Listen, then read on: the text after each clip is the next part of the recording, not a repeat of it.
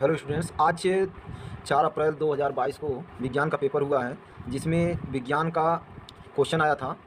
वो उस serial number था उसका 824 बी के विज्ञान 2022। इसमें कुछ डायरेक्शन दिए गए थे, उसमें से क्वेश्चन जो दिया गया था उसको हम कुछ सॉल्व करके आप लोगों को बता रहे हैं। इसमें दिया था पहला क्वेश्चन कि 20 सेमी फोकस दूरी वाले उत्तल दर्पण के सामने 20 सेमी दूरी पर स्थित वस्तु का प्रतिबिंब बनता है। तो इसको चाहें तो आप सॉल्व करके लगा सकते हैं या डायरेक्ट लगा सकते हैं। अगर तो सॉल्व करके लगाना चाहते हैं तो देखिए, इसको ऐसे सॉल्व किया जाता है। फोकस दूरी दे दिया, यानी कि यह बराबर दे दिया है आपका 20 सेमी। तो उत्तल दर्पण है तो प्लस में होगा। उसके बाद दर्पण के सामने वस्तु रखी गई है, यानी कि u बराबर 20 सेमी। ये हमेशा माइनस में ही होता है क्योंकि वस्तु की दूरी है। अब इसके लिए फार्मूला क्या है, 1/f बराबर 1/v प्लस 1/u। अब मान रख दीजिए 1/20 बराबर 1/v और प्लस 1/-20। इसको पक्षांतर कर लीजिए। जब पक्षांतर करेंगे तो 1/20 और प्लस 1/20 बराबर 1/v। लौसा ले लेंगे तो इसका 20 लौसा हो जाएगा। 1-1 बराबर 1/v, यानी कि ये हो जाएगा आपका, दोनों जोड़ लेंगे तो 2/20 बराबर 1/v। v बराबर हो जाएगा आपका, उल्टा हो जाएगा 20/2 काट देंगे तो 10, यानी कि v का मान आ गया 10। तो इसमें आंसर हो जाएगा कि 10 सेमी दूरी पर दर्पण के पीछे वह प्रतिबिंब बनेगा। क्यों? क्योंकि उत्तल दर्पण है, अवतल दर्पण में सामने बनता है। दूसरा दिया है, प्रिज्म में श्वेत प्रकाश की किरण के गुजरने पर सबसे अधिक विचलन होता है। तो सबसे अधिक विचलन किसका होता है? बैंगनी रंग का। बाकी जो रंग होते हैं जैसे लाल सबसे कम होता है और सबसे अधिक बैंगनी का होता है। तो विबग्योर जिसको हम कहते हैं, यानी कि ऊपर से पढ़ते हुए नीचे की तरफ आते हैं, यानी BIBGYOR विबग्योर। तो ये वॉयलेट यानी बैंगनी है और ये लाल है।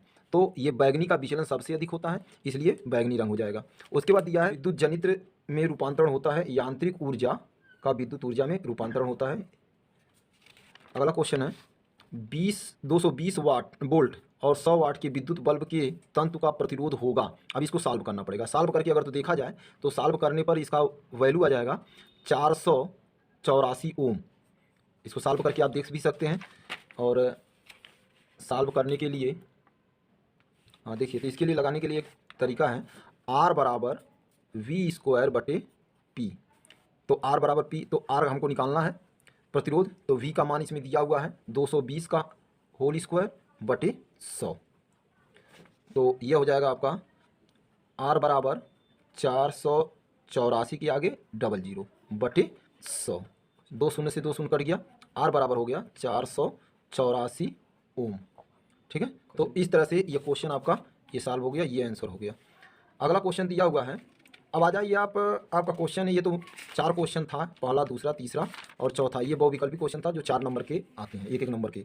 उसके बाद दिया है, अवतल दर्पण के, ये दीर्घ लघु उत्तरीय प्रश्न है, अवतल दर्पण के किन्हीं 2 उपयोगों का वर्णन कीजिए। हाँ देखिए, तो अवतल दर्पण के 2 उपयोगों में नंबर 1 है कि वो क्या नाम है, अगर तो हम एक लैंप लेते हैं जो टेबल लैंप, उसमें उपयोग किया जाता है। और दूसरा, डॉक्टर अपने जब दांत दिखाने जाते हैं तो उसमें एक चश्मे के मतलब चम्मच की तरह प्रयोग करता है, उसमें अवतल दर्पण का प्रयोग हम करते हैं। उसके बाद दूरदृष्टि दोष क्या है? दूरदृष्टि दोष किसे कहते हैं? दूरदृष्टि दोष का अर्थ होता है कि दूर की वस्तुएं तो स्पष्ट दिखाई देती हैं लेकिन निकट की वस्तुएं स्पष्ट दिखाई नहीं देती हैं। इसे हम दूरदृष्टि दोष कहते हैं या दीर्घ दृष्टि दोष कहते हैं। इसका निवारण कैसे किया जाएगा? इसके निवारण के लिए हम उत्तल लेंस का प्रयोग करते हैं। उसके बाद दिया है, उत्तल लेंस द्वारा आवर्धित प्रतिबिंब बनने की क्रिया का आरेख खींचिए। तो आरेख के द्वारा हम उत्तल लेंस में प्रतिबिंब कैसे बनता है उसके लिए हम एक आरेख खींचेंगे।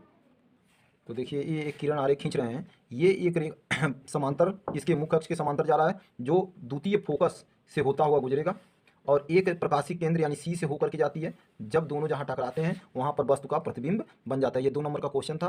तो इस तरह से हम चाहे तो ए बी और इसको कर सकते हैं ए डैश बी डैश, यानी कि ये वस्तु है और ये वस्तु का प्रतिबिंब बन रहा है कहाँ पर? अनंत तथा 2f2 के बीच। देखिए, अगला क्वेश्चन है, 2 ओम, 3 ओम और 4 ओम के प्रतिरोध समांतर क्रम में जोड़े जा रहे हैं। यानी समांतर क्रम का मतलब R1 बराबर 2 ओम, R2 बराबर 3 ओम और R3 बराबर है 4 ओम। इसका पहले तुल्य प्रतिरोध ज्ञात के लिए, क्योंकि हमको ज्ञात करना है, संयोजन में 24 वोल्ट की बैटरी जोड़ा जाता है और उसके संयोजन में प्रवाहित धारा की गणना करनी है। तो अब इसका पहले और क्या नाम है, तुल्य प्रतिरोध ज्ञात करेंगे। तुल्य प्रतिरोध ज्ञात करने के लिए 1/R बराबर 1/R1 plus 1/R2 plus 1/R3 मान रखा जाए। तो 1/2 धन 1/3 धन 1/4, इसका लौसा ले लिया जाएगा। तो इसका लौसा हो जाएगा 12। 4 इसको काटेंगे तो 6 बार में कटेगा। 6 धन 4 धन 3 बराबर 6 3 9 4 13 13/12 उसको, तो ये हो जाएगा 6 4 10, 3 13/12। तो 1/r का मान आ गया आपका 13/12 और इसका विभवांतर यानी V बराबर दे दिया है कितना 24 वोल्ट। तो हमको धारा की गणना करनी है, तो I बराबर होता है V/R। तो I बराबर V/R होता है, तो I बराबर V का मान 24/R का मान यहाँ पर आया है 13/12 बराबर, ये उल्टा होगा तो 24 × 12/13 यानी I बराबर हो जाएगा, अब गुणा कर लेंगे तो 12 में 24, 12 चौको 48 की 8 हासिल 4, 12 दूना 24, 4 28, 288/13। अब 288 में 13 से भाग देंगे, 13 से 288 तो भाग देंगे तो 13 दूना 26, 2 बचा 28, 13 दूना 26, 2 बचा, दशमलव लगा देंगे, जीरो बढ़ जाएगा, 13 के नाम 13, 7 दशमलव लगाए, जीरो बढ़ा सकते हैं, 13 पचे 65 यानी I बराबर हो जाएगा 22.15 एम्पियर। यानी उसमें कितने की धारा बह रही है 22.15 एम्पियर की धारा प्रवाहित हो रही है। तो इस तरह से ये क्वेश्चन को सॉल्व करने में 4 नंबर। अब देखिए अगला क्वेश्चन है 4 ओम प्रतिरोधक से प्रति सेकंड 100 जूल उष्मा उत्पन्न हो रही है। तो 100 जूल उष्मा उत्पन्न होगी। देखिए यहाँ पर दिया है 4 ओम प्रतिरोधक के प्रति सेकंड 100 जूल उष्मा उत्पन्न हो रही है, प्रतिरोधक के सिरों के बीच का विभवांतर हमको ज्ञात करना है। तो अब हम इसको सॉल्व करेंगे, तो सॉल्व कैसे किया जाएगा, इसमें प्रतिरोधक दे दिया है यानी कि R बराबर दे दिया है, R बराबर दे दिया है 4 ओम। उसके बाद दे दिया है H बराबर दे दिया है 100 जूल और टाइम दे दिया है 1 सेकेंड। तो फार्मूला क्या है, H बराबर V² T/R मान रखा जाए। हमको अगर तो हम देखें तो इसको पक्षांतर करेंगे, यहाँ जाएगा ये यहाँ जाएगा, यानी B² बराबर होगा, इसके साथ गुणा होगा H × R/T। तो अब मान रख दिया जाए, अभी मान रख करके तब स्क्वायर को हटाया जाएगा। तो H का मान है 100, R का मान है 4, समय 1 यानी V² बराबर 400।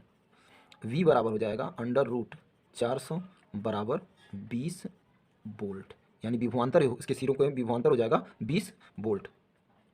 चलता नहीं, हाँ देखिए तो ये आपका आंसर हो जाएगा इसका 20 वोल्ट।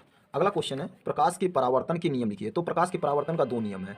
पहला, अब प्रकाश का परावर्तन के लिए सबसे जरूरी एक छोटा सा आप चित्र बना लीजिए और चित्र में दिखाइए। तो इस तरह से ये होता है, तो ये इसको कहते हैं आपतित किरण और इसको कहते हैं परावर्तित किरण, और ये बीच में अभिलंब है। ये एक समतल दर्पण है जहाँ पर हम परावर्तन के नियम को समझाएंगे। तो 2 नियम है। पहला नियम है आपतित किरण तथा परावर्तित किरण एवं आपतन बिंदु पर खींचा गया अभिलंब एक ही तल पर स्थित होता है। और दूसरा नियम है कि यहाँ पर 2 कोण बन रहा है, एक बन रहा है I और दूसरा बन रहा है R। इसको कहते हैं आपतन कोण और इसको कहते हैं परावर्तन कोण, यानी कि आपतन कोण और परावर्तन कोण दोनों बराबर होते हैं, यानी कि कोण I बराबर कोण R। ये नियम है परावर्तन का। दूसरे क्वेश्चन दिया हुआ 4 नंबर के क्वेश्चन में कि एक अवतल दर्पण से 10 सेमी की दूरी पर वस्तु स्थित है, यानी अवतल दर्पण के सामने रखी वस्तु U बराबर हो जाएगा 10 सेमी।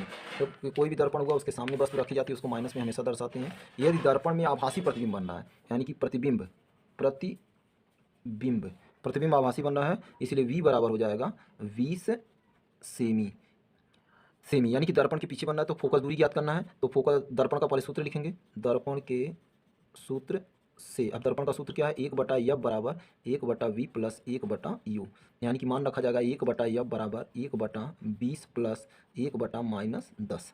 1/F बराबर है, इसका लॉस ले लिया जाए तो 20 हो जाएगा, एक बार में कटेगा और प्लस माइनस माइनस हो जाएगा, 2 बार में 2 1 2, यानी 1/F बराबर हो जाएगा -1/20, यानी F बराबर हो जाएगा -20 सेमी। ये फोकस दूरी हो गई। अब हमको ज्ञात क्या करना है, वक्रता त्रिज्या। तो वक्रता त्रिज्या ज्ञात करने के लिए हमारे पास एक छोटा सा फार्मूला है। वक्रता त्रिज्या R बराबर 2F होता है, यानी R बराबर 2 × F। फोकस दूरी -20 है तो -20 हो जाएगा, R बराबर हो जाएगा -40 सेमी। तो ये हो गया आपका -40 सेमी, यानी ये क्वेश्चन का आंसर हो जाएगा वक्रता त्रिज्या यानी R बराबर हो जाएगा -40 सेमी। तो ये हो गया आपका। देखिए तो एक इसमें से अथवा करके क्वेश्चन दिया है कि एक प्रिज्म से प्रकाश की अपवर्तन क्रिया को चित्र द्वारा समझाइए तथा आपतन कोण और विचलन कोण। तो इसमें प्रिज्म आप लोगों को प्रिज्म के सहायता से यानी चित्र बना करके कि प्रिज्म में ये होता है एक प्रिज्म जिसकी भुजाएं होती हैं त्रिकोणीय और ये किरण चलता है और इस तरह से ये यहाँ पर दो कोण बनते हैं जिसको विचलन और आपतन कोण कहते हैं। देखिए अगला क्वेश्चन है विद्युत मोटर का नामांकित चित्र बनाइए, इसका सिद्धांत और कार्यविधि स्पष्ट कीजिए। तो इसको आप चैप्टर में देख सकते हैं कि विद्युत मोटर का आरेख खींचना और खींच करके बनाना कि सिद्धांत को कैसे बताया जाता है। तो इसके लिए आपको किताब की ज़रूरत पड़ेगी क्योंकि ये छोटे से समय में इसको बताने के लिए समय नहीं है। हम एक छोटा सा हम दिखा दे रहे हैं कि आपको विद्युत मोटर कैसे है। तो यहाँ पर दिया हुआ है एक विद्युत मोटर जिसको आरेख के द्वारा इसको समझाना था। तो केमिस्ट्री का पोर्शन है प्रोपेनॉल। प्रोपेनॉल में दिया है कि प्रोपेनॉल का सूत्र क्या है, तो C3H5OH ये प्रोपेनॉल का रासायनिक सूत्र है। उसके बाद अधातु दिया है, तो अधातु हमारा हो जाएगा पोटेशियम। उसके बाद ठंडे जल में से हाइड्रोजन गैस बनती है। अब ठंडे जल से हाइड्रोजन गैस बनती है तो सोडियम को पानी में डाला जाता है तो जलने लगता है, उससे ऊष्मा निकलती है। तो इस तरह से उसके बाद यहाँ पर दिया है कि प्लास्टर ऑफ पेरिस बनाने की क्रियाविधि और उपयोग समझाइए। इस प्लास्टर ऑफ पेरिस बनाने के लिए हमको जिप्सम चाहिए, जिप्सम से ही प्लास्टर ऑफ पेरिस बनाई जाती है, जिसका उपयोग कोई भी हड्डी टूट जाती है तो उसको ऊपर से प्लास्टर किया जाता है या मूर्तियाँ बनाने के काम में किया जाता है। रेडाक्स अपक्रिया को उदाहरण द्वारा समझाइए। रेडाक्स अपक्रिया एक ऐसी अपक्रिया है जिसमें तो देखिए ये आपका दिया है रेडाक्स अपक्रिया का एक उदाहरण दीजिए। तो रेडाक्स अपक्रिया वो रासायनिक क्रिया है जिसमें अभिकारक का ऑक्सीकरण और अपचयन होता है। तो उपचयन और अपचयन की क्रिया को ही रेडाक्स अपक्रिया कहते हैं, जिसका एक छोटा सा उदाहरण है कि copper oxide CuO plus H2O gives Cu plus H2O बनता है। तो इस क्रिया को हम कहते हैं रेडाक्स अपक्रिया। देखिए मेंडलीव की आवर्त नियम तथा इस सारणी की दो विशेषता बताइए। देखिए मेंडलीव की आवर्त सारणी के नियम को आप लोग किताब से देखिएगा और किताब में डिटेल में बताया गया है। इसमें सारणी की दो विशेषता इसे हम बता दे रहे हैं कि इसकी क्या विशेषता है। मेंडलीव की आवर्त सारणी बन जाने से हमको तत्वों की एक क्रमबद्ध ज्ञान प्राप्त हो गया, जिसके कारण हम किसी भी तत्व की परमाणु संख्या और परमाणु क्रमांक को आसानी से पहचान सकते हैं, देख सकते हैं। उसके बाद अगला क्वेश्चन है कि कार्बन को सर्वतोमुखी प्रकृति को स्पष्ट की, यानी कि कार्बन के जो खुले हुए बांड होते हैं, जैसे हम मान ले रहे हैं हम एक ले रहे हैं मेथेन, तो मीथेन ले रहे हैं तो इसकी संरचना इस तरह से एक खुले बांड के रूप में होती है जो कार्बन के परमाणुओं को स्पष्ट करती है। उसके बाद यह है निस्तापन तथा भर्जन में अंतर। तो निस्तापन और भर्जन का मतलब होता है भूजना और निस्तापन का मतलब होता है उससे निष्कर्षण करना, यानी धातुओं के निष्कर्षण में हम इसका उपयोग किया जाता है। उसके बाद यह है कार्बनिक यौगिकों में ऑक्सीकरण की क्रिया। अब कार्बनिक यौगिकों में ऑक्सीकरण क्रिया, जैसे हम लोग एक छोटा सा एग्जाम्पल हम आपको बता दे रहे हैं। एक छोटा सा एग्जाम्पल है कि हमारे पास एक कार्बनिक पदार्थ है क्या नाम है C6H12O6। ये ऑक्सीजन की उपस्थिति में होता है। तो ऑक्सीजन की उपस्थिति में होता है तो इससे होता क्या है, तो बनता है कार्बन डाइऑक्साइड, पानी, और जब ये ग्लूकोज है, ग्लूकोज के एक अणु का टूटने पर 38 ATP ऊर्जा हमको प्राप्त होती है। ये पूरी क्रिया जो है वह ऑक्सीकरण की क्रिया कहलाती है। उसके बाद है समजातीय श्रेणी। समजातीय श्रेणी का मतलब ये होता है कि समान जाति की श्रेणियाँ, जैसे अब समजाति में मान लिया गया जैसे मेथेन है, मेथेन इसका फार्मूला है CH4, एथेन C2H6। इस तरह से बहुत सारी श्रेणियाँ बनाई गई हैं जिसको हम समजातीय श्रेणी कहते हैं। उसके बाद यह साबुन तथा अपमार्जक की निर्मलन क्रिया। तो निर्मलन के साबुन और अपमार्जक निर्मलन क्रिया का मतलब होता है क्लीनिंग करना, यानी सफाई करना। तो साबुन की होता ही है कि साबुन अपमार्जक के रूप में कहा है, मतलब साबुन के द्वारा हम किसी भी चीज़ को साफ कर लेते हैं, उसकी धुलाई करने के काम में किया जाता है। उसके बाद यहाँ पर दिया है एथेनॉल की 4 रासायनिक अपक्रियाओं को समीकरण लिखिए, इसके 3 उपयोग लिखिए। तो एथेनॉल का मतलब हो गया एथिल अल्कोहल। अब एथेनॉल जैसे उपयोग हम बता दे रहे हैं, रासायनिक अपक्रियाएं आप लोग किताब से देख लीजिएगा। इसमें दिया है कि इसके 3 उपयोग। सबसे पहले तो जितने भी अल्कोहल बनाए जाते हैं उसमें एथेनॉल का उपयोग किया जाता है, कुछ दवाओं में भी इसका उपयोग किया जाता है। उसके बाद दिया है जीव विज्ञान का खंड क है, जिसमें दिया है वृक्क मनुष्य के में वृक्क एक तंत्र का भाग है जो उत्सर्जन से संबंधित है। तो उत्सर्जन वाला पार्ट सही है। स्वपोषी पोषण के लिए आवश्यक क्या है, कार्बन डाइऑक्साइड तथा जल, क्लोरोफिल, सूर्य का प्रकाश। अब ये स्वपोषी पोषण पौधों में होता है, इसलिए इनमें सभी क्रियाएं होती हैं। ये कार्बन डाइऑक्साइड भी लेता है, जल भी लेता है, क्लोरोफिल भी होती है और सूर्य का प्रकाश भी होता है। उसके बाद यह अलैंगिक जनन मुकुलन द्वारा होता है। ये अलैंगिक जनन मुकुलन द्वारा होता है केवल ईस्ट में, बाकी हाइड्रा में होता है, बाकी उसके बाद यह है परागकोश में होते हैं। तो परागकोश में ये बनता क्या है, केवल परागकण बनता है। इसके बाद आपका क्वेश्चन अगला है कि स्वपरागण और परपरागण में भी भेद क्या है। स्वपरागण का मतलब यह होता है कि स्वतः होने वाली, जिसमें किसी माध्यम की आवश्यकता नहीं होती है, उसे ही हम स्वपरागण कहते हैं। और परपरागण में माध्यम की आवश्यकता होती है, जैसे कीट हुए, पक्षी हुए, मनुष्य हुए, पशु हैं, जानवर हुए, मतलब सभी होते हैं। तो ये दोनों अलग अलग, ये स्वपरागण का मतलब स्वतः परागकण उड़ करके उसके बाद दूसरे पुष्प उसी जाति के दूसरे पुष्प पर पहुंचते हैं, और पर परागण में किसी न किसी माध्यम की जरूरत होती है।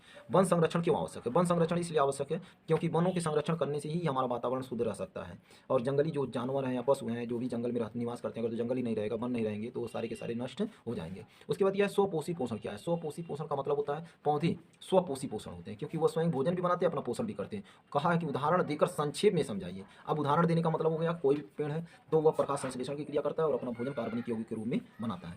उसके बाद यह श्वासोच्छ्वास और श्वसन में अंतर। देखो श्वासोच्छ्वास और श्वसन दोनों क्रियाएं एक ही होती हैं, लेकिन उसमें अंतर केवल इतना है कि श्वासोच्छ्वास में सांस को लेते हैं और कार्बन डाइऑक्साइड को छोड़ देते हैं, जबकि श्वसन की क्रिया में सांस तो लेते हैं, ऑक्सीजन ग्रहण करते हैं, लेकिन वह क्रिया माइटोकॉन्ड्रिया में संपन्न होती है और उसके द्वारा ऊर्जा निकलती है। यही दोनों अंतर श्वासोच्छ्वास और श्वसन में होता है। उसके बाद पुष्प में निषेचन की क्रिया को प्रदर्शित करने हेतु अब इसके लिए नामांकित चित्र आपको बनाना पड़ेगा। देखिए यहाँ पर एक चित्र बना हुआ है पुष्प के निषेचन का। तो ये परागकण आ रहे हैं और ये इसके अंडाशय में आकर के ओवम को फ्यूज कर रहे हैं। तो इस तरह से ये चित्र बना करके आप लोगों को इस प्रश्न को सॉल्व करना है और चित्र को बना करके देखना है।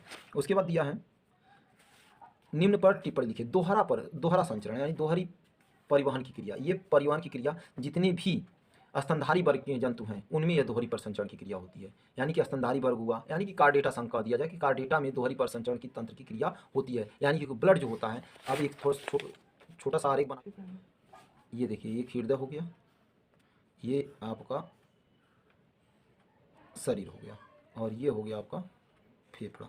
यानी कि हृदय, शरीर और फेफड़ा। अब इसमें होता क्या है कि इसमें दो होती है, एक होती है धमनी, दूसरी होती है सिरा। धमनी क्या करती है? ये धमनी निकलती है जिसको हम कहते हैं महाधमनी।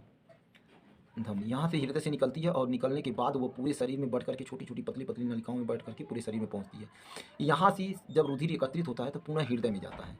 तो हृदय में जाता है तो उसको कहते हैं महाशिरा।